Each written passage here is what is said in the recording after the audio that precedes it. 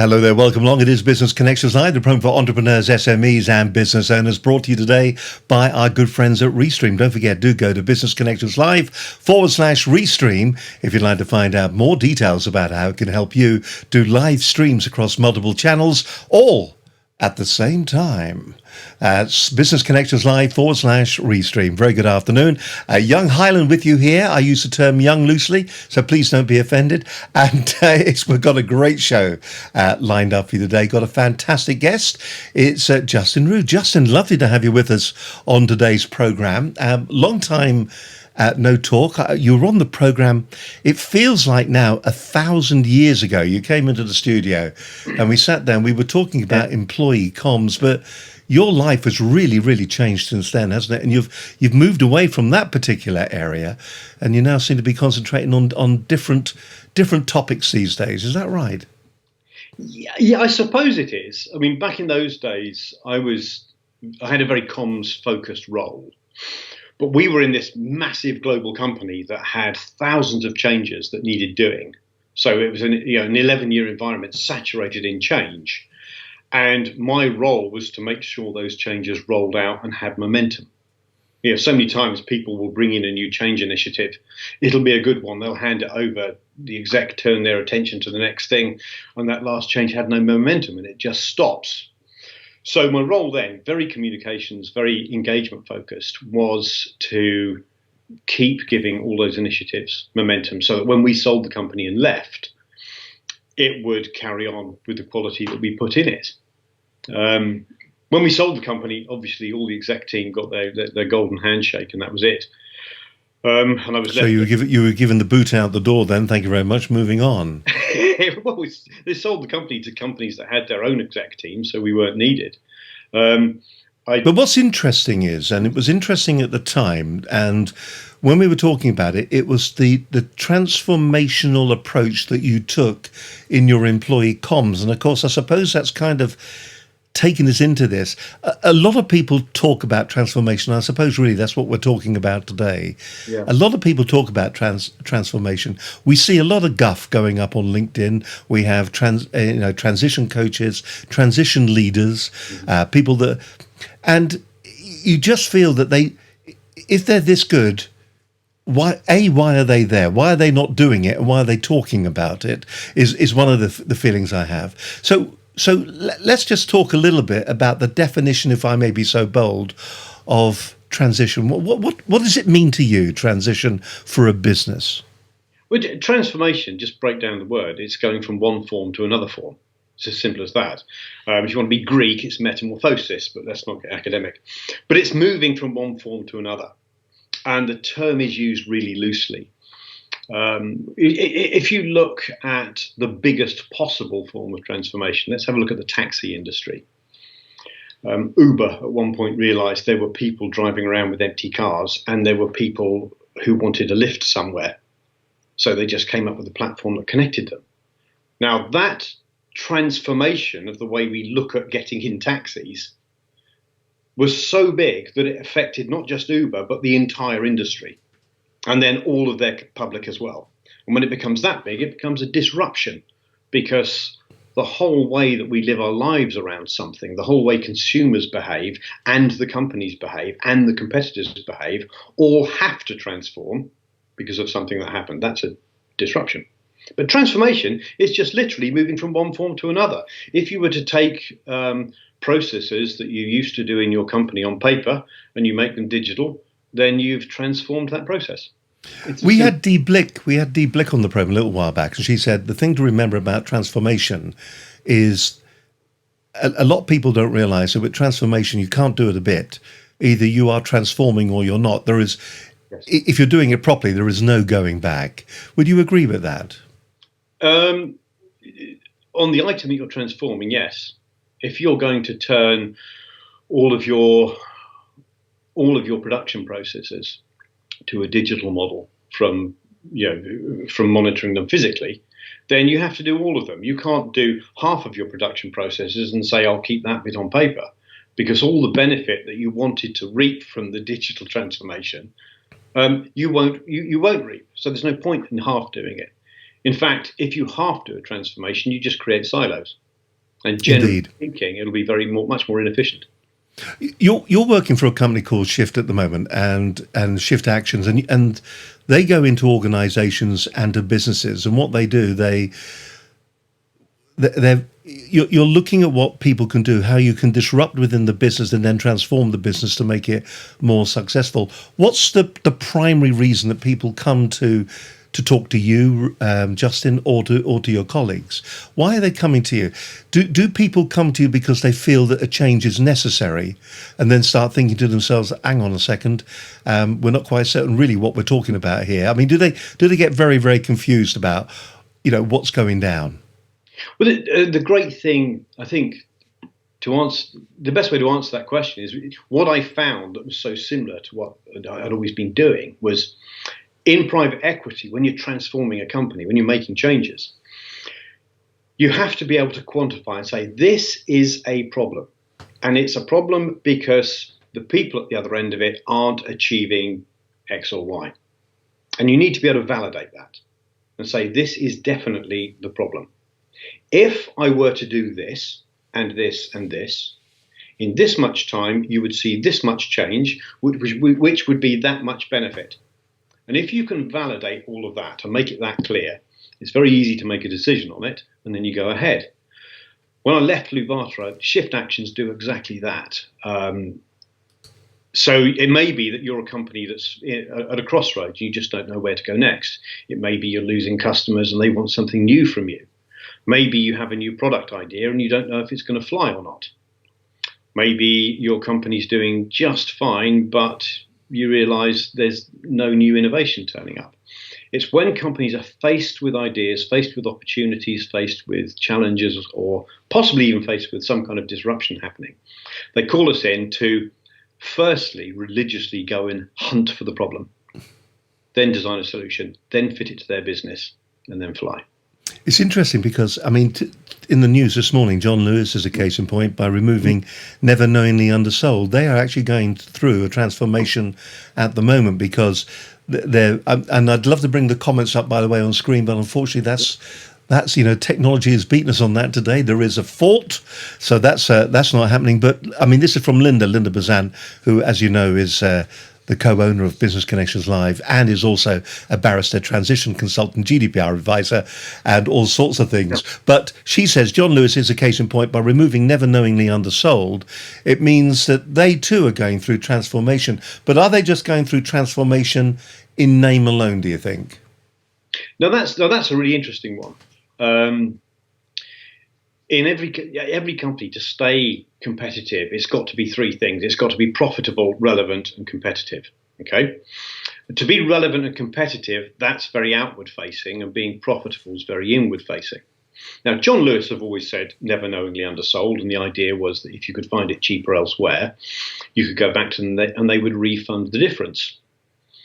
I would imagine they have looked very, very strongly at their customer base and said, why do people shop with us? And it may be that people no longer value that, the never knowingly undersold, highest. It could be that John Lewis, as I deeply suspect, and I am a fan of John Lewis, it's the quality of their service. And if you look at their products, they don't sell rubbish products. They sell excellent products. And when you're served there, the staff know what they're talking about. And you know that their guarantees of sale are very, very good. That could be their customers value that the most, in which case the never knowingly undersold has no value to them anymore. I was listening to the news this morning. They say that the issue that they've got is that as a bricks and mortar company, they can't compete against online. And of course, they were honouring that promise, which has been with them for decades now. And they were honouring that promise.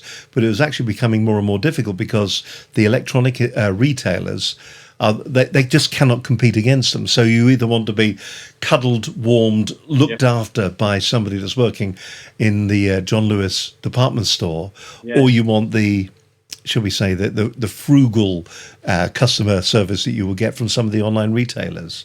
I find it really interesting that they're looking to transform, but I'm just wondering if it's an outward transformation or is it an internal transformation? They're not. We would always say that your transformation should start from the outside. I mean, it's literally, do people want to buy it? Is it something they're willing to pay for? And does it actually solve a genuine problem? Now, yes, John Lewis are faced with massive pricing competition from online. I know that a few years ago, as many of the better department stores suffered, people would come in and try and feel and handle the products and then go home and buy them online. Yes. Which is, so John Lewis, an involuntary showroom for the online retailers, which is, that's sadly, one of the greatest things is having very highly trained, very professional staff who know the product. And you can get all your questions answered and then go and buy it online. It's a real challenge for them. I still think that there's a big physical shopping experience. I think I'm not really a betting man, but I think to an extent the bubble with online retail might burst a little bit.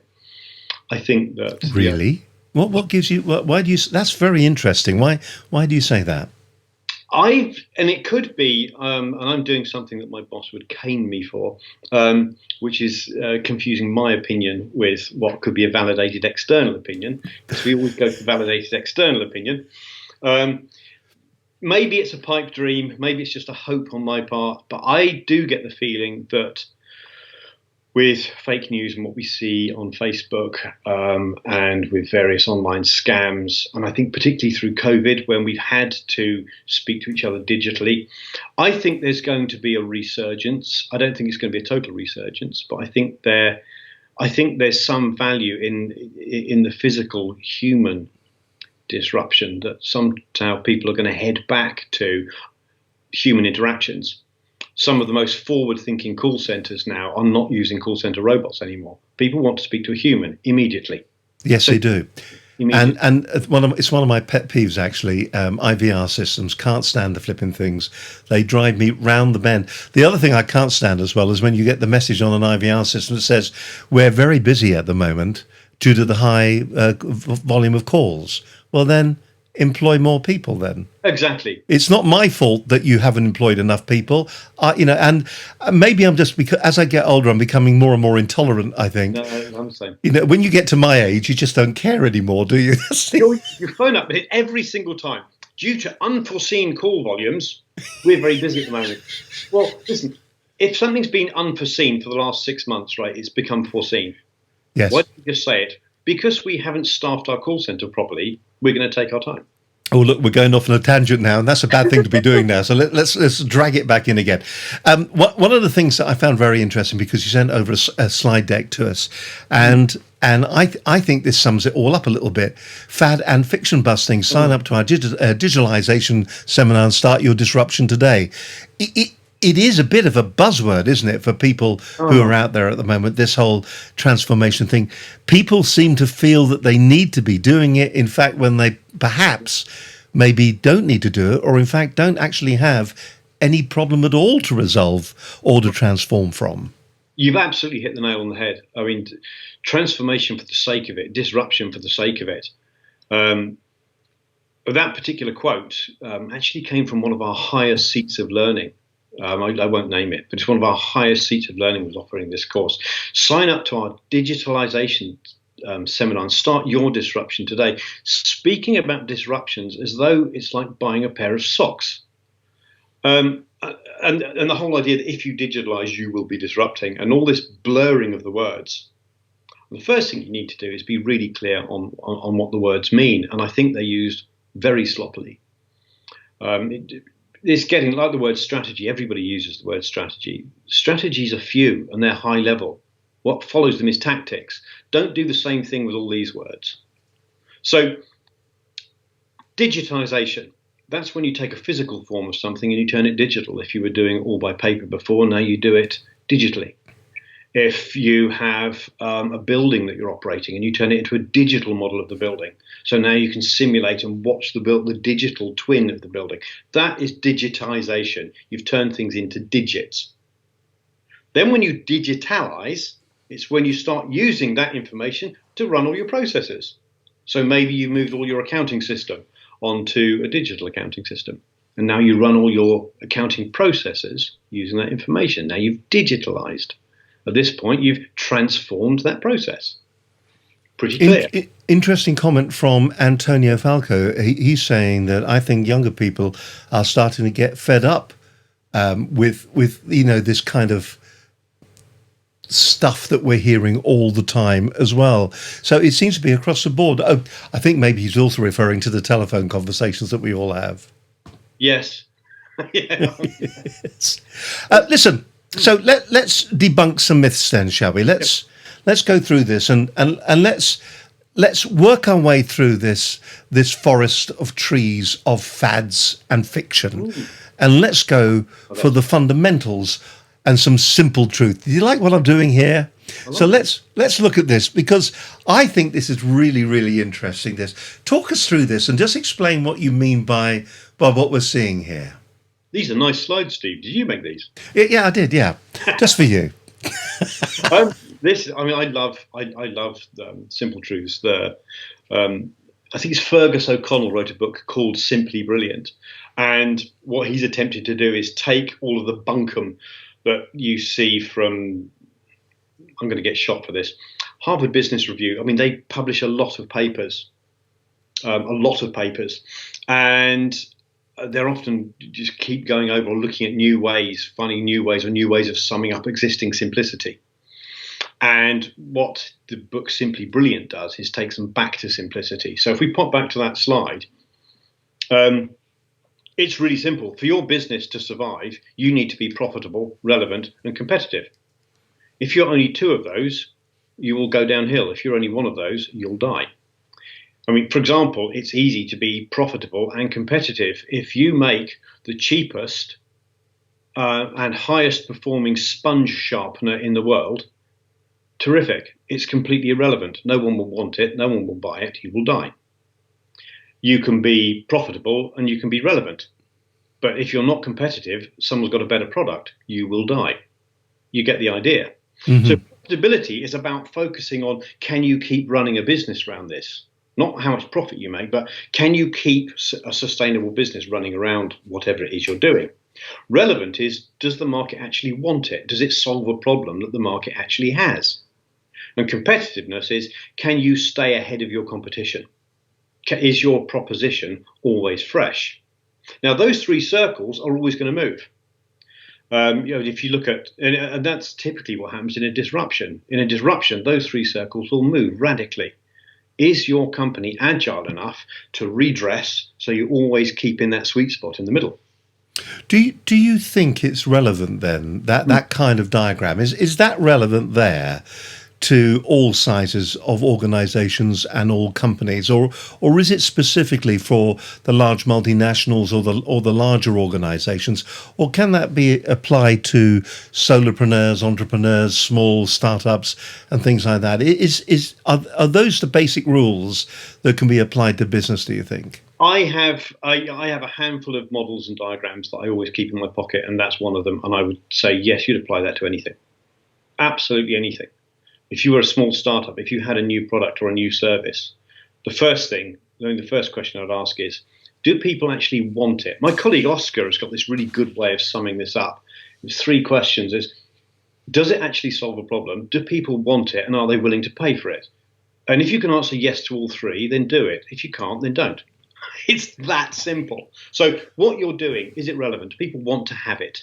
Next thing is, can you offer it in a way that is competitive, that will stay unique, where other people can't step into your space and steal it? And then finally, can you make a business out of that? So it is actually a methodical approach. I suppose that's what you as Shift Actions do, isn't it? You go into an organization and you go through that methodical approach. Absolutely. Like a religion. Like a religion. Yeah. And what do you find when you go in as a team?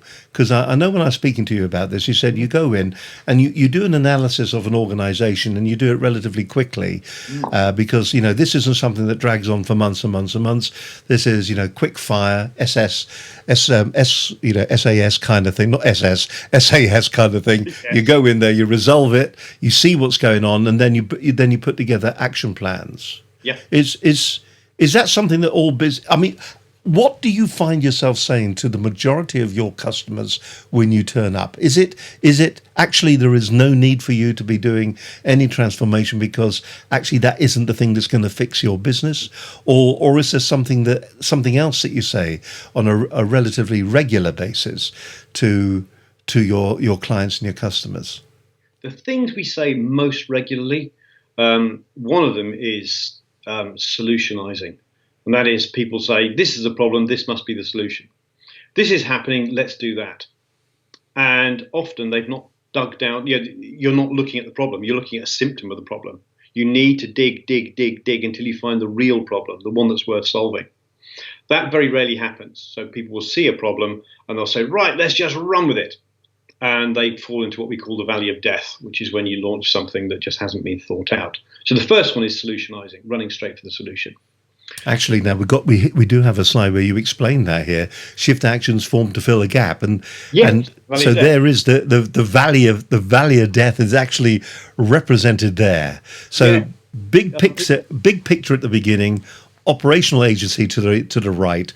But the valley of death, is it easy, do you think, for companies and businesses, solopreneurs, entrepreneurs, to end up in the valley of death? Is that nearly the default place that people end up going? Yeah, it's what causes the biggest temptations, the valley of death. One, following fads. A company will say, "Hey, look at this new thing our competitors are doing. It's a lovely technology with lots of blinking lights. We better run after that." Do you need to? No one bothered answering that question. Straight into the valley of death. Or they'll say, "This is a great initiative. Let's do it." And it might well be a great initiative, but you've not thought out how you're going to implement it. And so you start it and you find the wheels fall off. Or just starting something that is irrelevant to where you're going in the long term, something that might fix a problem that's only going to be here for the next few months. And then most relevantly, there'll be a disruption like COVID or something like that. And people will come up with this dreadful term, and if anyone wants to screenshot this, dreadful term of the new normal. Normals don't just come out of a disruption happening. Normals come out when people start behaving in reaction to that. First day after the asteroid hit, the dinosaurs didn't say, let's adjust to the new normal. They said, how are we going to start surviving? Yes. There is no new normal yet because no one has started adjusting to a level that's at the norm. We're still doing this. So anyone who says we're selling you your way into the new normal, either they have an incredibly good crystal ball and they should be selling that, or it's not true. Listen, we're going to come back. We're going to talk about the 4 primary business drivers in just a moment. Is that allowed? Yeah, of course you can. Yeah, we'll do that in just a moment. My guest on today's show, this is Business Connections Live. My guest on today's program is Justin Roux, and we're talking about transformation. I did say transition at the beginning. Easy to do, transition, transformation.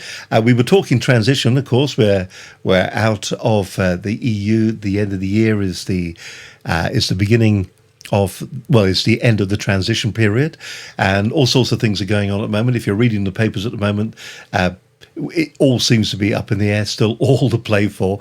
Last week, we had Linda Bazant on the program. She was talking about the transition process, what you as a business should be aware of. We were also looking at imports and exports. A great show with Linda last week. I always enjoy having her on the program. She is so knowledgeable. In fact, it was a strange old show because we started talking about copyright issues as well. And after the program, she said, what was that all about then? But we talked about transition, and that's what the show was all about. With the key takeaways from last week's edition of Business Connections Live, here's Linda Bazant.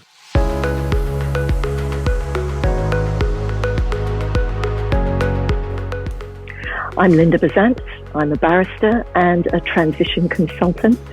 And what we've been talking about today is transition planning for the 1st of January 2021. We went through imports and exports from UK to the EU, what you need to know about customs declarations, rules of origin, tariffs, Incoterms, commodity codes, World Trade Organization terms, the contract that you have with the person that you are buying or selling the goods with. Have a look at any contracts you've already got in place. How will they change? What terms benefit you? What terms don't? Can you terminate on that particular issue? if your terms perhaps don't benefit you. We talked about privacy shield. We talked about data. And remember, personal data is also an export issue. You are exporting people's data to the US and around the world. So we talked about privacy shield. The UK will become a third country as far as the EU is concerned for data.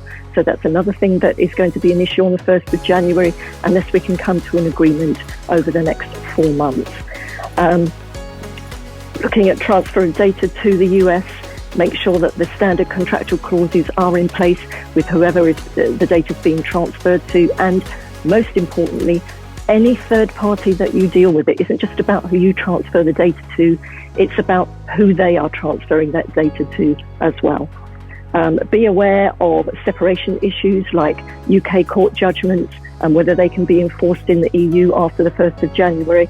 Revisit all of your contracts, not just around export and import, but with regard to EU regulations, especially if you are warranting in your agreement with your buyer or seller as to who is responsible for what, and the fact that you will abide by EU regulations just in case you no longer can. Brilliant. And to contact you, how they get in touch again? To contact me, I'm on LinkedIn, Linda Bazant, or you can email me, linda@lindabazant.com, or my mobile 07957 422 069.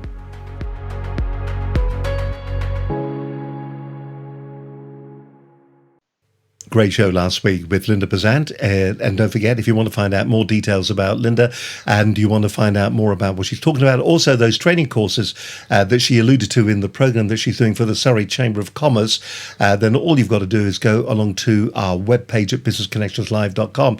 And by the way, if you're thinking to yourself, I'm really enjoying this program, I'd like to maybe do something like this for my business, for my organization. We're back in our studio next month. We're looking forward to getting back there, having a bit of room, bit of social distancing going on. So that's happening in September. We're back in the studio again. And if you'd like to be on one of our programs from our multi-camera studio in Shepperton, you can just get in touch with us. It's dead easy to do. Drop us an email to studio@businessconnectionslive.com. Just do that. Or if you want, you can pick the phone up and give us a call, 01784 256 777. You'll come through to us.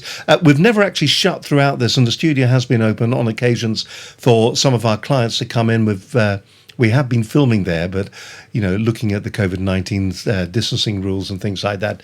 And if you go to our website as well, you'll find there's a whole load of paraphernalia about how we are still operating during COVID-19. Also, don't forget, you can follow our stream of consciousness at BCL Business TV, but the best place to go for oodles and oodles of great content is to go to our website at businessconnectionslive.com.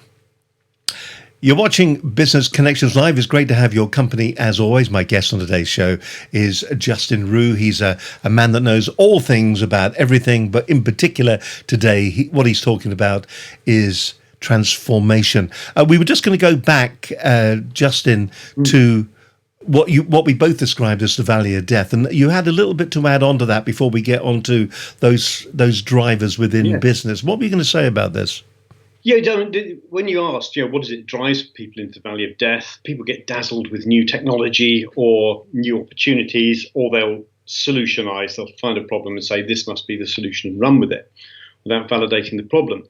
Some of the other things that happen are companies are very tied up in the way they've always done things and the procedures and policies that they've written and their ways of doing things.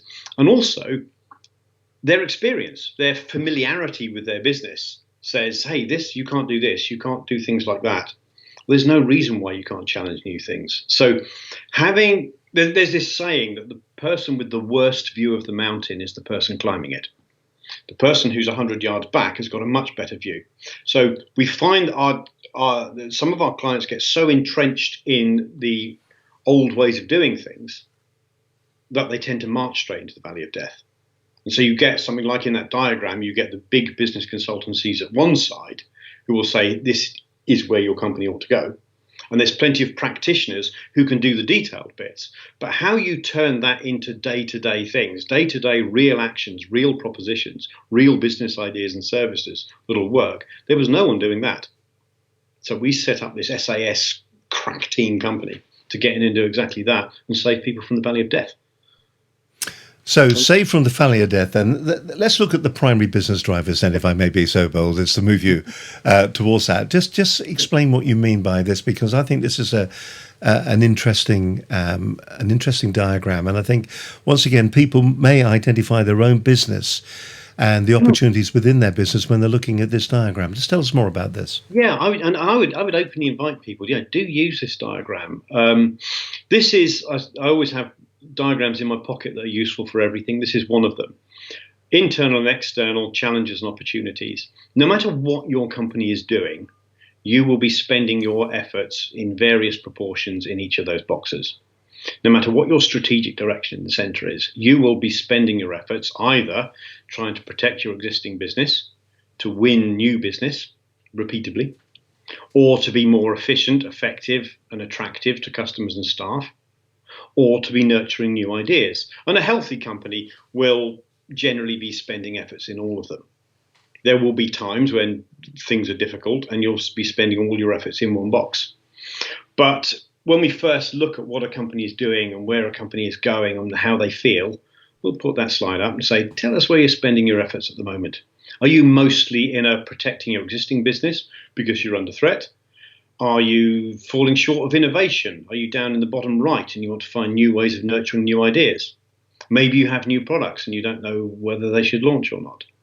But it's a really good sort of diagnostic tool for where companies are. And like I said, throughout the cycle of a company's life, they will spend their efforts in different areas. They might be in a cycle now where they've got loads of great new ideas and they're up in the top right, just trying to win new business. When you show them that diagram, Justin, I mean, do they sometimes glaze over a little bit or find it difficult to relate their business to that particular layout? Are they able to see their business in that diagram? Yeah, usually very clearly. One of the things I like to do is say, if that's a game board, I'll give you 20 playing pieces. Right? You divide them equally among the squares. Where are you spending your efforts at the moment? Are you spending most of them here or most of them there? And I start to get an idea of where they are. Are you in a winning sales place? Are you in a place where there's business coming in, but you're wasting it in inefficiency? So they're down in internal challenges. Could be anywhere. So very, very interesting. And I suppose that is the fundamental. Is that a starting point then for the businesses? Is that where you kick off initially with them and sort of say, look, I love the idea of giving them the counters and that, and then they can spread it out and see, because that really is visualizing where the issues and the problems are within their organization, isn't it? Well, it tells us what they're doing. It doesn't tell us what the problem is. It tells us where they're spending their effort. There's loads of different tools that we use to find out what's going on in the company. We do a lot of internal interviews. Companies like us doing that because we have that agnostic outside view. We use models like that. There's a couple of different models that we use to really get a feel for what's going on first. And you're kind of using that same model as well, aren't you, at the moment for COVID-19 and companies that have got issues there as well? He says, leading on very nicely, because that's the four primary business drivers, and of course you've got. Well, the really interesting thing, and that we spotted was all different companies at any point in their lifetime might be in different quadrants.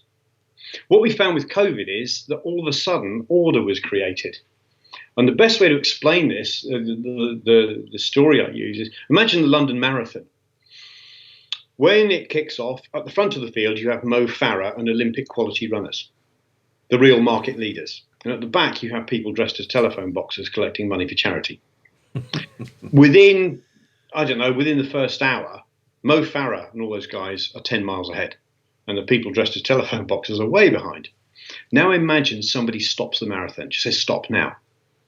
Everybody will bunch up again. Now you're all back like you were in the starting blocks. So what are you going to do?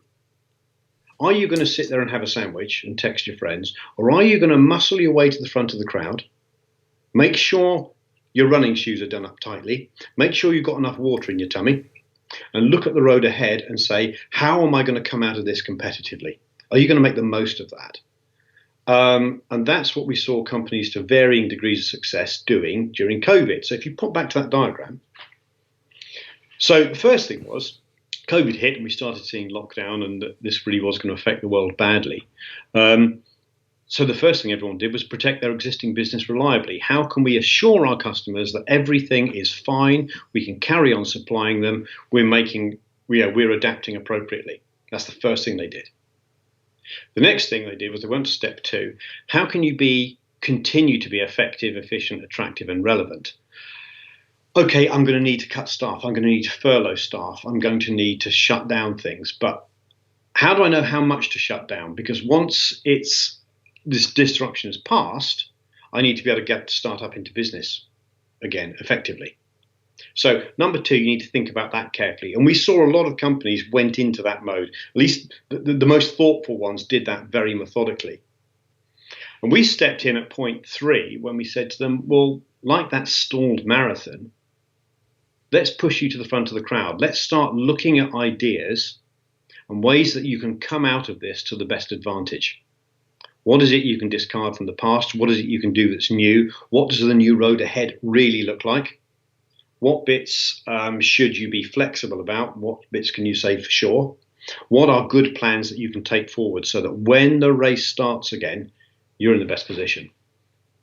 And then finally, point 4 will come at some point in the future when we can take those ideas and pivot them and make them into things that repeatedly create new business. But overall, what we found during COVID-19 was that everyone reset up to box number 1. Mm-hmm. Stopped. There was a world stop. So everyone said, how does this business survive? And then secondly, the number 2, how do we stay fit during lockdown? And then to 3 and 4. So it's like everybody was suddenly bunched into one box. It was like stopping the marathon.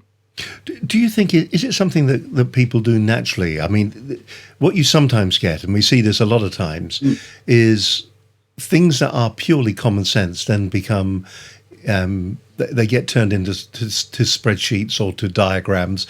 And in fact, it's natural habit. It's what people would do. I mean, if we look at that, protect existing the business, we're going to do that because that's what we're going to do. We're going into COVID-19. It's going to be a difficult time. So we're going to protect our business.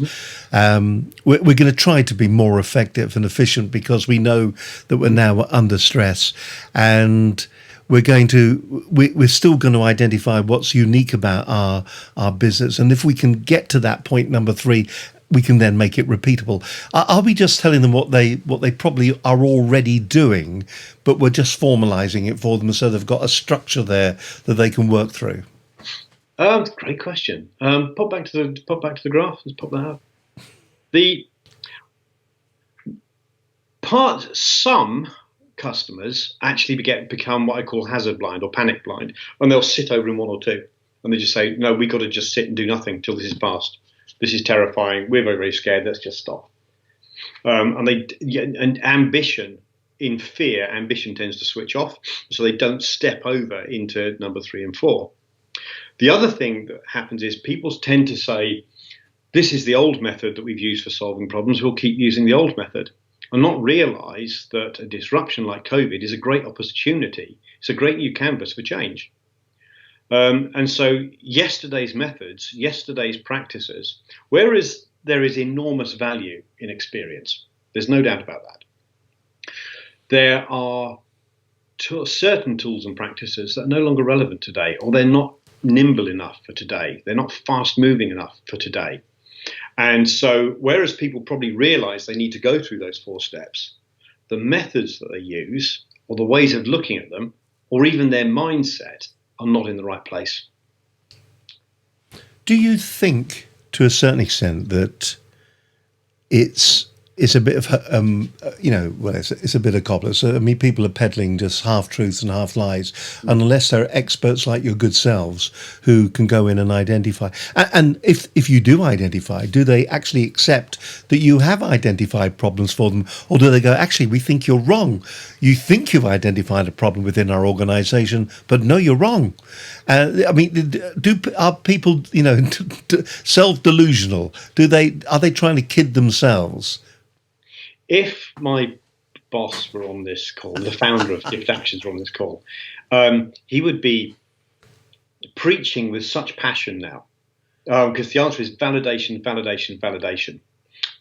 So if we say, okay, we're going to dig to the bottom of the problem, we will go through a 2-week period of nothing but research and interviewing them internally and interviewing their customers. And we keep doing that absolutely doggedly. But is there a problem that if you're doing that, yeah, it's a bit like if you're looking for a problem, you're going to find a problem, aren't you? That comes back to the method thing. There's a way of digging. Yes, if you go looking for a problem, if you go saying I'm going to go and hunt for a problem today, yeah, there's plenty you can find.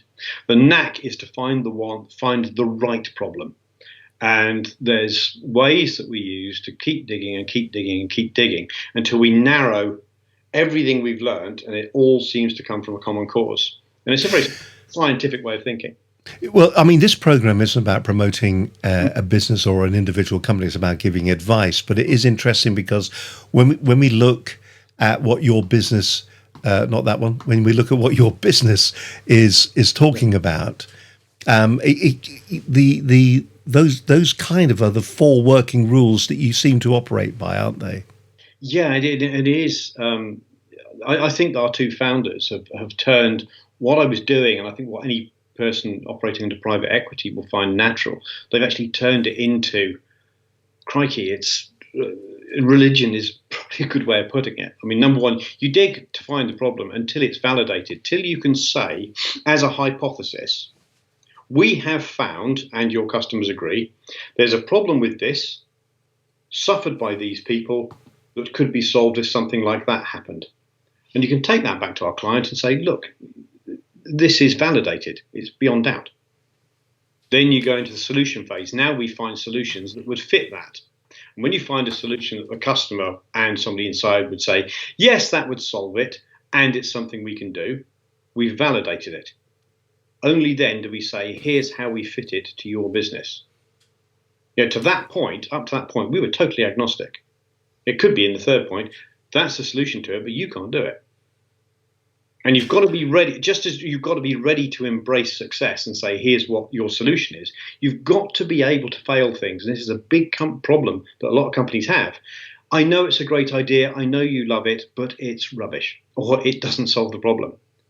Go and put it in your drawer. Is another issue that sometimes they can't identify that they do have a problem? Yes. So that must make it very difficult to actually sell the concept to them if they don't think they've got a problem. How do you get around that? How does a company identify that it does need to do transformation? Because we said at the very beginning of this, it's a bit of a buzzword. They're going through transformation. They're disrupting their market sector. Yeah. They're doing all those kind of things. But if a company feels that it's actually getting it right, how do you convince them that actually by self-reflection, you can actually do things better? How do you get over that hurdle? Because there are so many people out there, both on LinkedIn, on Facebook, or wherever you go, hundreds of business experts that will tell you that they are transformation specialists and experts. Well, and we enjoy the conversations. Obviously, sometimes companies come to us because they have a problem. Other times we'll have an opening conversation just saying, where are you? Tell me what's going on in your business, and it may be from an opening discussion that something comes to light. And we'll say, well, let's have another look at that together before we find something that really could be an issue. So, I mean, obviously, yes, we like to look for companies that have a problem. But it's amazing what comes up in discussions. I mean, there was a company we dealt with who had a great solution, and it was a brilliant piece of technology and very, very, very impressive. And it was something that could sell, but was it relevant to what the clients actually wanted? No, totally irrelevant. And we had to say to them, yes, you've solved something brilliant. The reason it's not selling is no one wants it. Oh, that must have been a painful conversation. No, they loved it. They said, well, it hurt to start with. The people who invented it said, ow, that hurt. And then they said, do you know, I probably already suspected that. And now it's put to bed. But you never go in with just a but. Never. People who say yeah, but just don't do that. They always go in and say, this is wrong.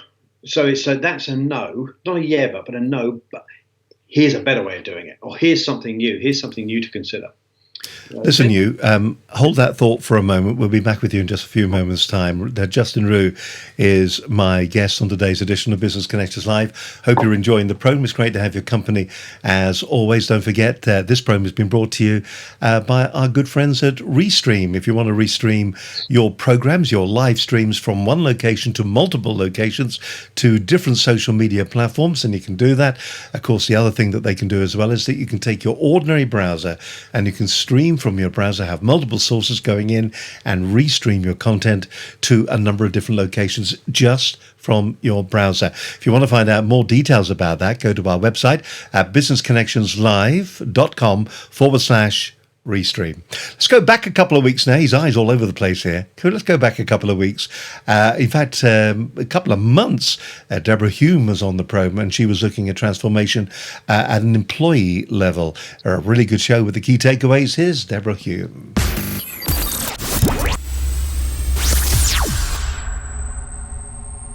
Deborah Hume, I'm from Minerva Engagement and we specialise in employee engagement, internal communication and culture change. And I think the main takeaway from today is that employee engagement is very much around building connections and building relationship. It's a long, ongoing process, but it is something that makes a huge difference to sustainability in business, and it requires a different way of thinking and a different way of being than perhaps what we've dealt with before.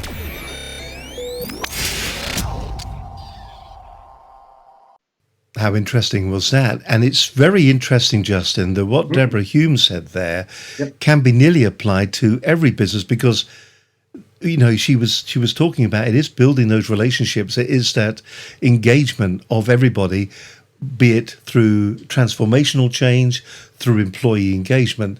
The two seem to go very much hand in hand, don't they? Absolutely. I mean, we always talk about culture as beliefs, feelings, and actions, and people need to be united in that. If your customers can see why you offer what you offer, where you're going with it, and what the outcomes are going to be, they're going to stay on board. And it's the same with your staff. If they're united in this is what this company does, this is our mission, this is our strategy, this is why customers like us, this is why what you do makes a difference to what we're doing. If people all feel that, then everything you do has momentum. It's very much like, you can have the best idea in the world. We could come into a company and come up with the best idea in the whole world and hand it over to them. If they don't engage their people and their customers in that, what will happen is as soon as the executive team turn their energy off that onto the next thing, it'll lose all its momentum and stop. People won't pick up the ball and run with it if they're not engaged. So yes, what she just said was bang on. Let me ask you this. You're dealing with customers on a regular basis, and we kind of alluded to it just before we heard from Deborah. Yeah. How do you get them to identify within the business when you're talking to them and they're interested, shall we say? So they're interested in what you're talking about, and they're going, yeah, that could well be us. What is the process that then happens within the business? How do they prepare for your SAS assault on them? What do they do? Do they step back for a moment? Do they sit down and write lists? Do they look at their procedures? How do they get ready, and also to put their mind at ease that they need the services of your organisation? That's a really important point, because what often happens at the end of, say, the consultancy phase and then maybe an implementation phase is you get the transition points, and there's always learning curves there, and there are inefficiencies. So someone says, this is a terrific idea, that's £1 million, please, one of the big five, and they leave. And now you've got a learning curve, an expensive transition point. What we do to get around that is have the customer on board. So if we were to do one of our 6-week, SAS high-speed sprints, we have a kick-off meeting with the customer and we say, we want some of you in our team on board so that you can see the whole process of everything that we're doing, so we can test things on you, so that you can be completely on board with everything that's happened and why it's happened. And we keep them on board throughout the whole process. So when we leave, it's almost like we've left a shift actions person there. So you get the smoothest possible transition. You get the absolute minimalized learning curve. We keep them on board. Don't say, stop your company, we're going to do something and then give it to you. We certainly don't do that. Now, we haven't really covered what your business does and who you are for that matter. So I'm going to give you the opportunity before we do the key takeaways from the end of the program. Of course, we've got this side, which kind of shows that the level of the organization that you are, the kind of customers that you're dealing with. Great reference, everyone from Total Oil all the way through the Nordea. And it also explains what your organization does. Do you just want to take us through who you are? Because I keep talking about your organization. I mean, yes, you're Justin Rue, but who in the world is Shift? Tell us more about them. Sure. Shift was started getting on 6 years ago now, I think. And we were formed to fill that gap we spoke about earlier on, the gap between big business consultancies and operatives, filling that gap in between. We're a transformation consultancy. We look at companies that are facing problems or change. It might be they want to digitalize. It might be they need to change the way they look at sales. Maybe they've got a new product and they're not sure of it. Maybe they're just facing a challenge. But we're a mixed bunch of ex-business people and ex-in-house business people and entrepreneurial thinkers and business designers. So we kind of take those young and groovy entrepreneurial startup methods that some entrepreneurs, the minority of entrepreneurs, run so well, but we put them in the hands of experienced business people. So you're getting the fast startup methods, but you're getting the assurance of a businessman running them for you. So we're a small crack team, and we tend to, we like to have the juicy challenges, and we go in and shoot them quickly. We are, the customers, our clients like the idea. We're the SAS of consultancy. All right. So shoot it. You've convinced them that they need you. You've gone in and did what you've done. Yeah. When it comes out the other end, what are the key benefits do you think businesses will see from having you working with them? Sure. Are there examples that you can give? Have companies tripled their turnover? Have companies been able to reduce their staffing numbers? Have companies been able to double the size of their business? What can somebody expect from transformation? Oh, sure. Right. On the minimum scale, you can take your idea or your challenge and you can go to your board of directors and say, here's a minimum viable product. This has been validated. If you do this, we can be very sure this will happen. So you have very low risk decision making. That's the big one. Our customers, I'm just fishing through what's NDA and what's not NDA. There's a shipbuilding company. Excuse me? A shipbuilding company. just checking. The way change orders are handled during construction. If you order a cruise ship now, you'll get it in 8 to 10 years' time because they take that long to build, by which time it'll be 3 generations out of date. How do you deal with change orders? How do you deal with them so they don't cripple the construction of your ship and actually make it better? That was costing them vast amounts of money. That's one example. Another one was a client who was investing an enormous amount of money in a new technology that was very, very dazzling, but their customers didn't want. So we turned it into a proposition they did want. Now they can sell it. And what about smaller organisations? So we've got the big multinationals. Looking at your list of customers, many of your customers are multinational organisations. But do you also deal with the smaller organisations? And what do they benefit from this kind of transformation as well? We had a very, very interesting customer this summer. How can I? No, I can't say what they do because it's not launched yet. They have a proposition, and they're all chaps of my age. They've got a new proposition. It's in the investment market. They've decided that at a point in their life they want to do this really exciting, very, very good thing. I mean, it's beautiful. And they had no agreement between them about what it actually was. And when they went out to speak to their customers, how are they going to speak clearly and position, this is this? How are they going to do that customer engagement thing to say to people, this is a whole new journey in this market, and we want you to get on this journey with us? And we did that with them. We said, right, what is the problem you're really solving? And is it a problem your customers recognize? And we went and we did that, and we came back. Okay, it is a problem they recognise. It is something people want. You can position it like this. This is what you are. And before that time, they felt so personal about the problem that they felt they understood it fully. But you get them to talk about it and they can't. How incredible is that? Listen, time has beaten us. I know that's bizarre. I bet you feel you haven't covered anything you really wanted to say. I thought the slides were very good. I think the Valley of Death will stick with me forever. And so thank you very much for joining us on the program. Key takeaways, things to remember, things that we can implement into our business is what we're after right now.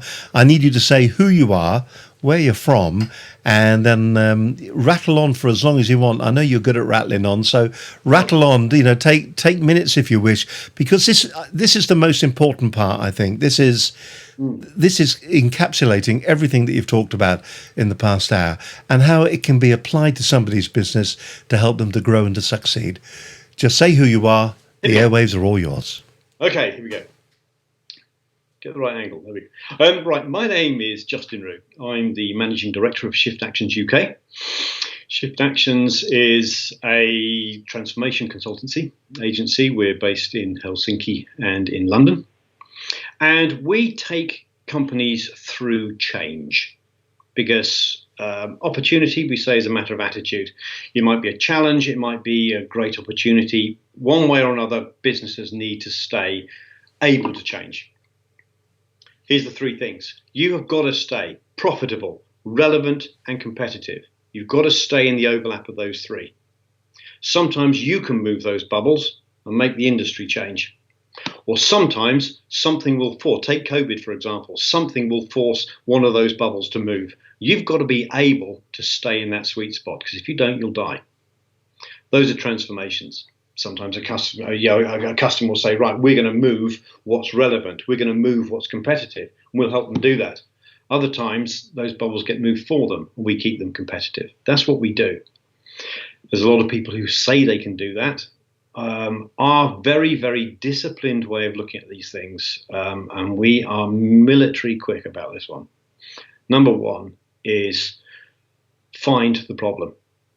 And it's not always obvious. Sometimes you're looking at a symptom of the problem. Is that we dig and dig and dig and dig till you find the real problem worth solving, and have it validated. Make sure you can do that. And while you're doing that, ban the word solution. Keep digging till you find the problem. Be in love with problem till you can validate it.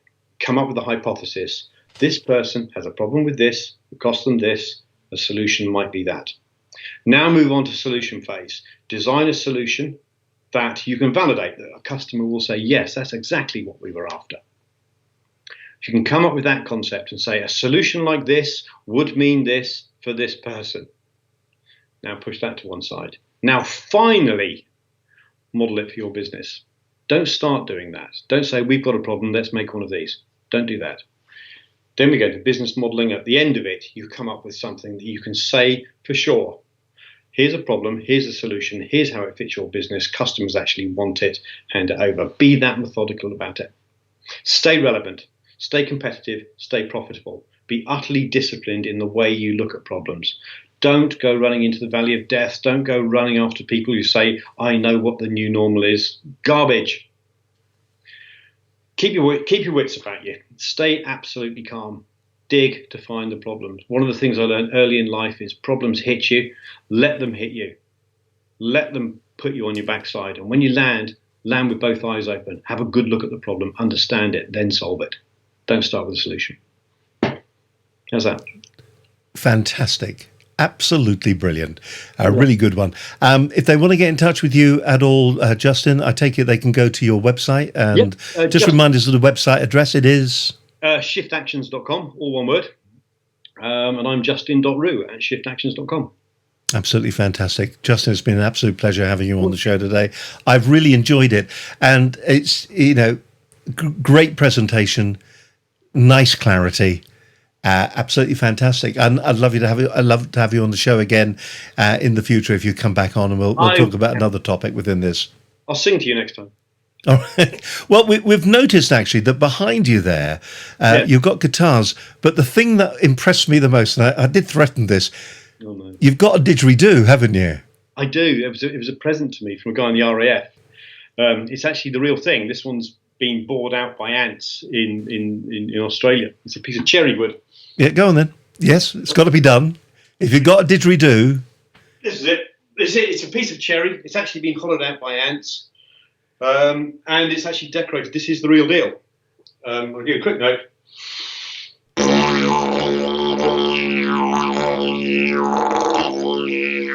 There you go. Fantastic. I think that is absolutely incredible. Thank you very much for that. It's not often on a business program you're going to get somebody playing a didgeridoo, is it? Listen, Justin, thank you ever so much for being with us on today's program. Thank you very much indeed.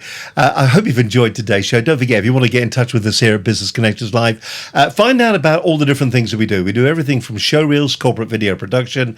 There's a green screen studio that if you want to do and you don't have access to a green screen environment and you want multi-camera, you want auto prompters and all that kind of stuff, all fully lit, all sitting there waiting to go. Or if you just want to stream live to the world, then just go to our website at businessconnectionslive.com. That's businessconnectionslive.com. But from me, Steve Harland, thank you very much indeed for joining us today. From myself and Justin as well, you take it easy, look after yourself, and stay safe out there. And we'll see you again next week. In fact, next week we won't be here because bank holiday, isn't it, in the UK? It'll be the week after that we'll be back. But until then, stay safe and keep well. From me, Steve Harland, bye for now. Bye-bye.